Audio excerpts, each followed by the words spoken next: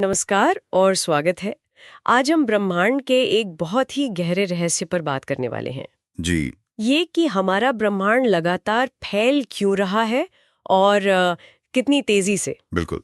ये बात तो हमें करीब 100 साल से पता है। एडविन हबल ने जो खोज की थी कि हम्म। हाँ, ब्रह्मांड फैल रहा है। हम्म। लेकिन इसके फैलने की जो ठीक-ठीक रफ्तार है, हम्म। जिसे वैज्ञानिक हबल स्थिरांक कहते हैं, हम्म। उसको लेकर आज भी वैज्ञानिकों में काफी बहस है। और ये कोई छोटी मोटी बहस नहीं है ना। ये सवाल तो सीधा हमारी हमारी जो ब्रह्मांड की समझ है जी हाँ, उसी पर सवाल उठाता है। सही कहा। क्या हम कुछ कुछ बुनियादी चीजें ही गलत समझ रहे हैं? क्या हमें भौतिकी के नए नियमों की जरूरत पड़ सकती है? हाँ, ये सवाल उठ रहे हैं। आज की हमारी ये जो चर्चा है इसी उलझन को समझने की एक कोशिश है। जी, हमारे पास इस पर कुछ दिलचस्प जानकारी है, तो चलिए शुरू करते हैं। जरूर।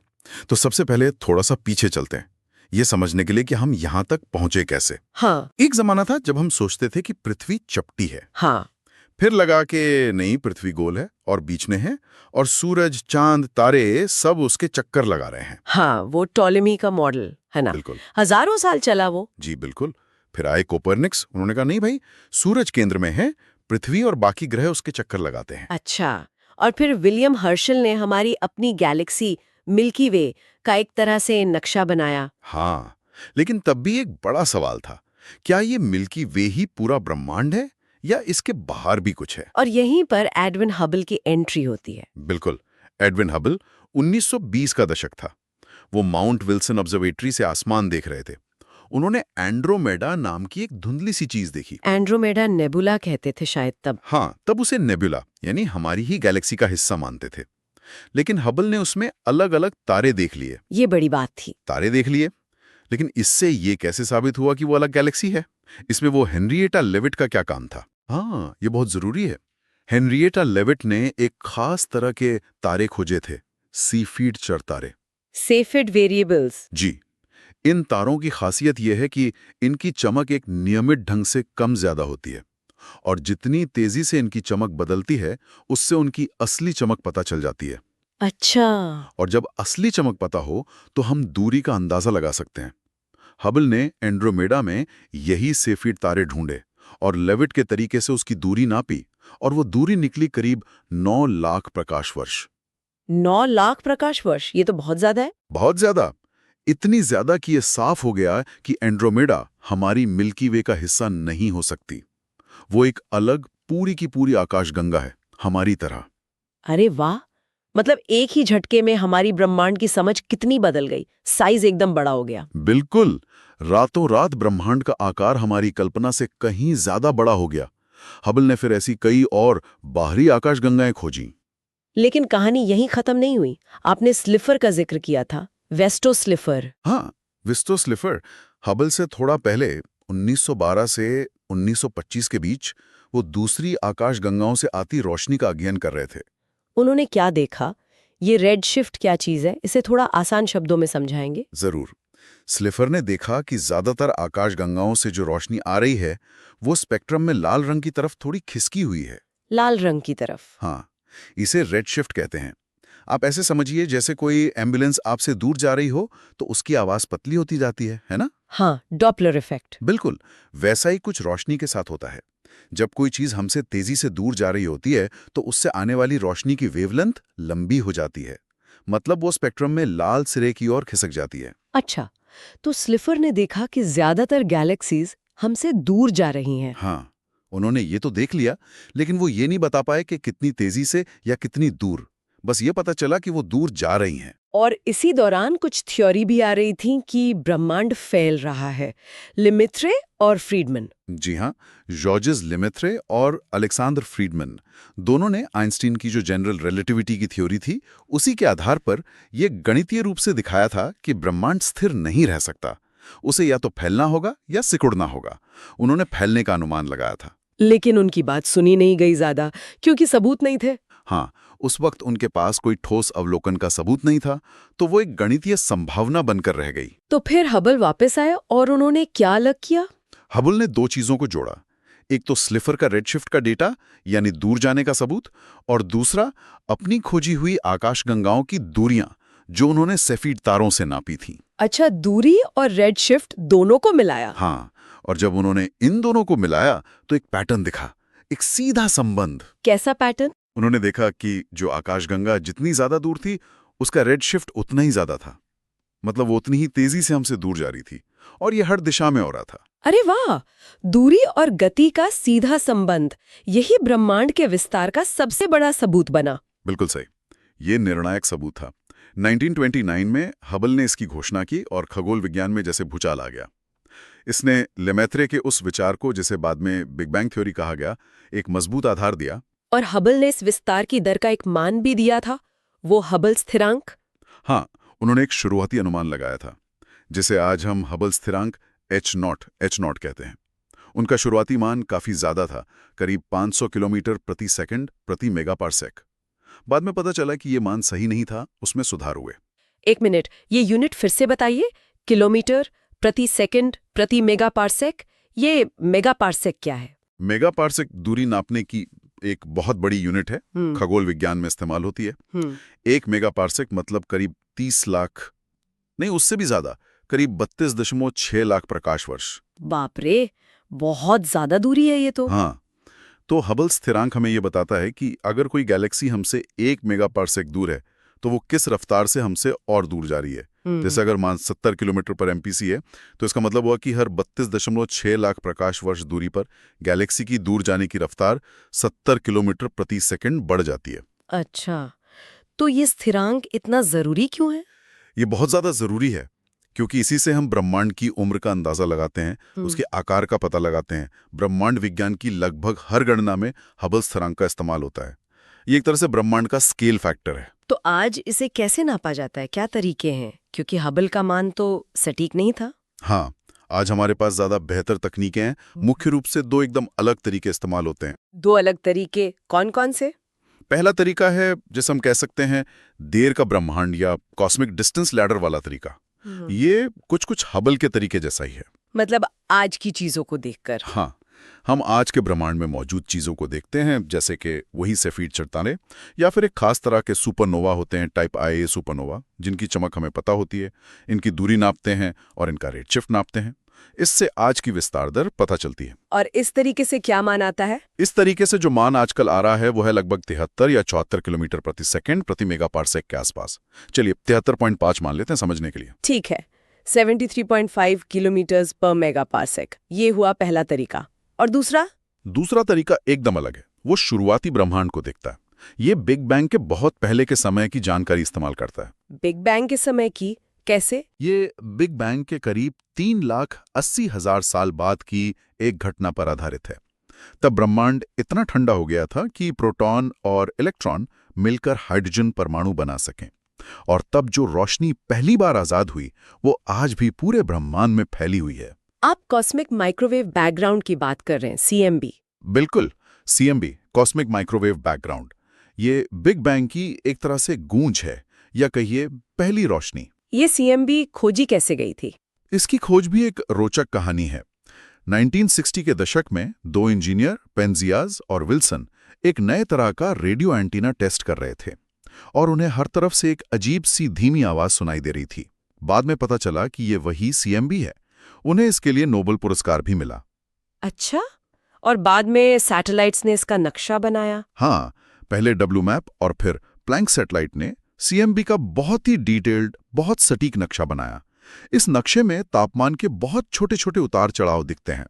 मतलब कहीं थोड़ा ज्यादा गर्म, कहीं थोड़ा कम। तो इन छोटे छोटे उतार चढ़ावों से आज की विस्तार दर कैसे पता चलती है? ये थोड़ा मुश्किल लग रहा है। हाँ, ये थोड़ा जटिल है, पर आप ऐसे सोचिए।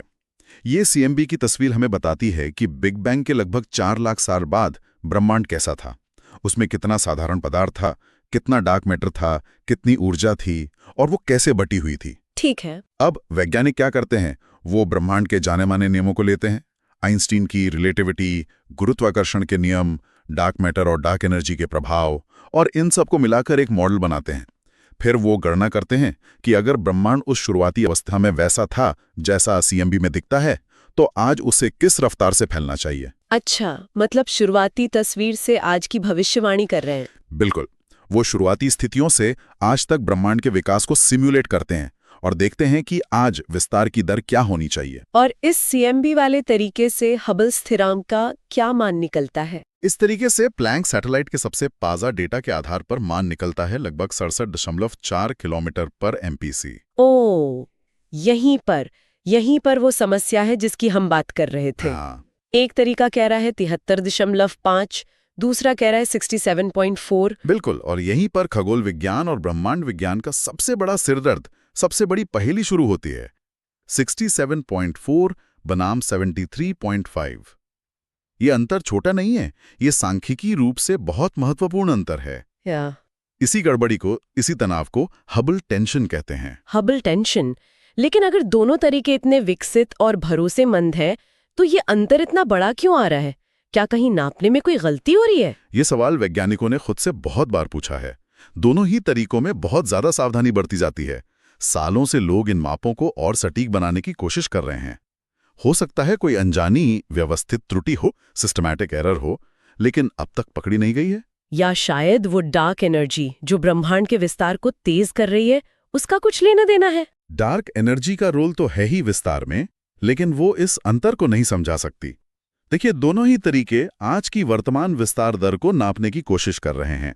एक सीधे आज की चीजों से, दूसरा शुरुआती जानकारी से आज की दर का अनुमान लगाकर। सिद्धांत रूप में जवाब तो एक ही आना चाहिए ना। हाँ, बात तो सही है। ये तनाव हमें बता रहा है कि शायद हमारी जो ब्रह्मांड की मानक समझ है, जिसे हम लैम्डा CDM मॉडल कहते हैं। हाँ, लैम्डा CDM मॉडल। हाँ, लैम्डा मतलब डार्क एनर्जी और CDM मतलब कोल्ड डार्क मैटर। ये मॉडल बिग बैंग, आइंस्टाइन की रिलेटिविटी, डार्क मैटर और डार्क एनर्जी को मिलाकर बना है।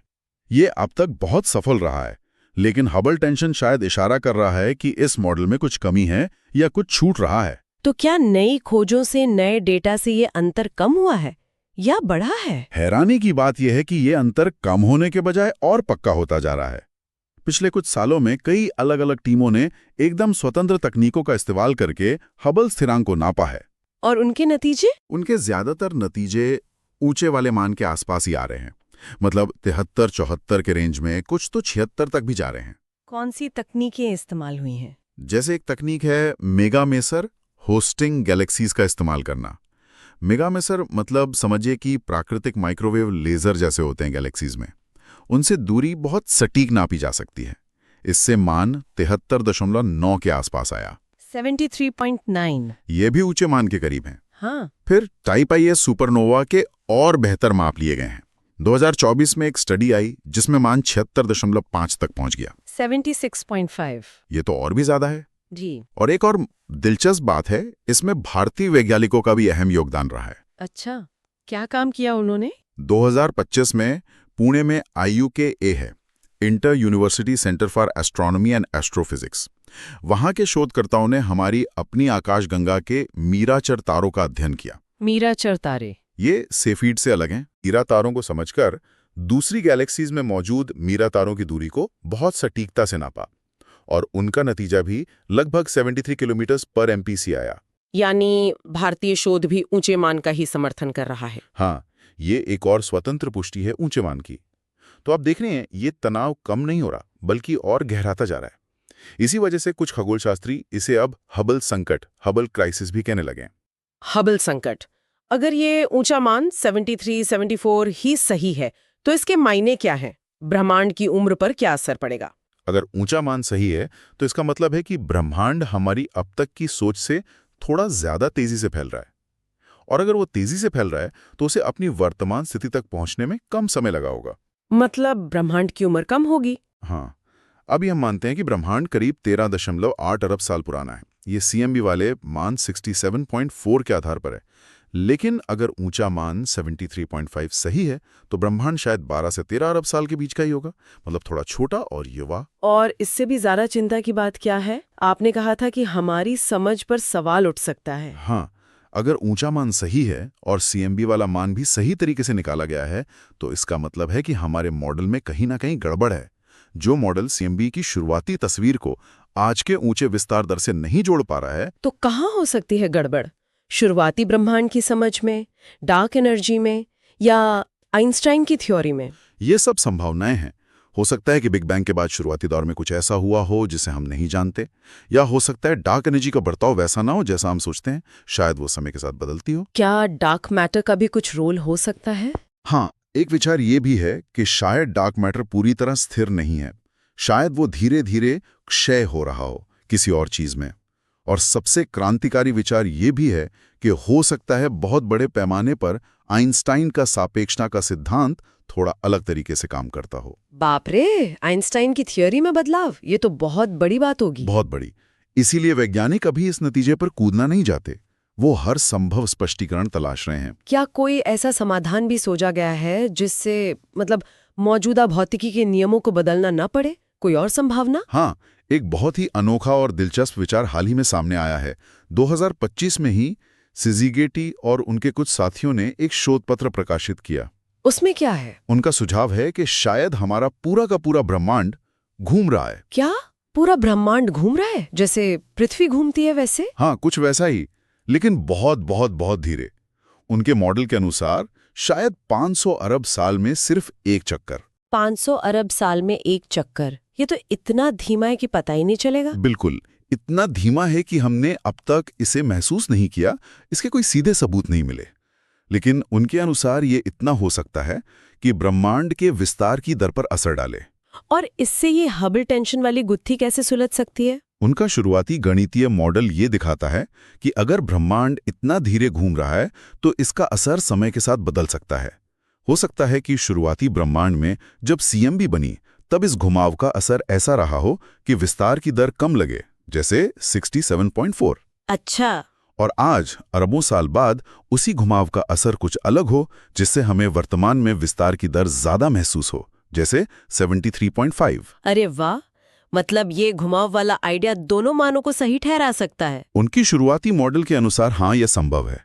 ये एक तरीका हो सकता है जिससे दोनों माप, सीएमबी वाला भी और स्थानीय माप वाला भी, अपनी अपनी जगह सही हो और हमें भौतिकी के बुनियादी नियमों को बदलने की जरूरत ना पड़े। हाँ, सोचने में तो बहुत आकर्षक लगता है, लेकिन ये याद रखना जरूरी है कि ये अभी बहुत शुरुआती काम है। मतलब अभी ये सिर्फ एक थियोरी है। हाँ, ये एक गणितीय संभावना है जिसे अभी और परखना बाकी है, और जटिल मॉडल बनाने होंगे, सिमुलेशन करने होंगे और देखना होगा कि क्या ब्रह्मांड के घूमने का कोई और असर है जो हम देख सकते हैं, क्या ये दूसरे अवलोकनों से मेल खाता है। लेकिन ये दिखाता है कि ब्रह्मांड कितना ज्यादा रहस्यमयी है। हम सोचते हैं कि हम बहुत कुछ जान गए हैं, पर शायद अभी बहुत कुछ है जो हमारी समझ से परे है। तो आज की इस पूरी चर्चा को अगर समेटें तो हमने शुरुआत की हबल की खोज से कि ब्रह्मांड फैल रहा है, फिर हमने देखा कि उसकी रफ्तार नापने के दो मुख्य तरीके हैं, एक शुरुआती ब्रह्मांड सीएमबी को देखकर और दूसरा आज की चीजों जैसे सुपरनोवा को देखकर। जी, और मुख्य मुद्दा यह है कि इन दोनों तरीकों से मिलने वाली विस्तार की दर यानी हबल स्थिरांक का मान अलग अलग आ रहा है। सीएमबी से लगभग 67.4 किलोमीटर पर एमपीसी और सीधे मापों से लगभग 73.5 किलोमीटर पर एमपीसी या उससे भी ज्यादा। और हाल के बहुत सारे स्वतंत्र माप, जिनमें भारत के वैज्ञानिकों का काम भी शामिल है, इस अंतर को कम करने के बजाय और बढ़ा रहे हैं।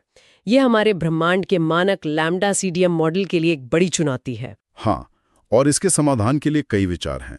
हो सकता है हमारे मॉडल में कुछ कमी हो, डार्क एनर्जी या डार्क मैटर की हमारी समझ अधूरी हो, या शायद आइंस्टाइन की थ्योरी में संशोधन की जरूरत हो, या फिर एक नई संभावना ये है कि शायद पूरा ब्रह्मांड ही बहुत धीरे धीरे घूम रहा हो। लेकिन ये घूमने वाली बात अभी साबित होना बाकी है। बिल्कुल, अभी ये एक दिलचस्प परिकल्पना है। तो ये थी हमारी आज की चर्चा ब्रह्मांड के विस्तार और हबल तनाव पर। उम्मीद है कि इस जानकारी से आपको इस जटिल विषय को समझने में कुछ मदद मिली होगी। हाँ, ये काफी गहरा विषय है। हमें ये जरूर बताइएगा कि आपको इसमें सबसे दिलचस्प क्या लगा।